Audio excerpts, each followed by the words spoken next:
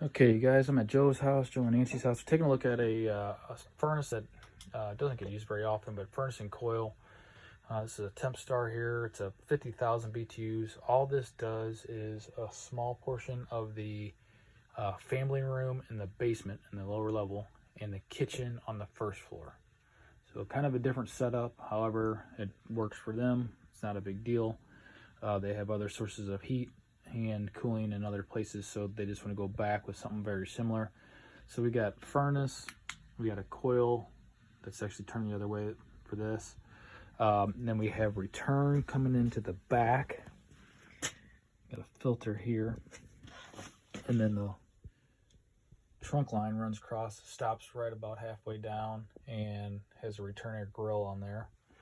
I'm gonna measure this return duct because we probably just need to get that up on a base and try to utilize more of the bottom of that, or maybe even come over to the side, but I think it's pretty tight quarters here, so I don't think he's going to care for that. Modify the gas piping, modify the electric, modify the flue piping is the biggest thing. So I don't think there's a liner in here. I'm going to have to double check this. Hopefully I see a rain cap up there, but we have a 200,000 BTU boiler. We have a 60,000 BTU water heater.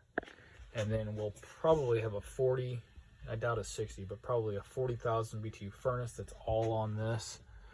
So this will have to be reworked, flue liner drop down, and then, tee off and hit all of these with our fan assisted in the back. So this could still be set up that way. So there's supply dock coming over. This branches off and hits a small portion of the basement. Does this, well, I'm sorry, doesn't do any of this. This actually comes over and hits 2 runs in the kitchen. He's talking about finishing this area off and having a couple registers, so that's where furnace might jump up to 60,000, but more than likely 40, because the only other thing it does is this area here. There's about 4 registers in this area. Thermostat's over on that wall, and breaker panel, I